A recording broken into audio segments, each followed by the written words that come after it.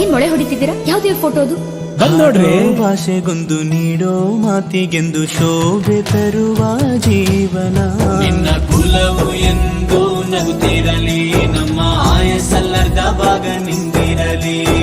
ಮನಸ ಜಾತಿಗೆಂದು ನೋವ ಕಳೆಯಲೆಂದು ಧರೆಗೆ ಇಳಿದಿರೋ ಮಾಧವ. ನೀನು ಹರಸಿದರೆ ಮಳೆ ಬೆಳೆಯ ಕೊಡುವಳು ಈಳೆ. ಭೇದ ಭಾವವೇ ತಿಳಿಯದಿರೋ ತಾಯಿಯ ಮನಸ್ಸು ನಿಂದು ದೊರೆ.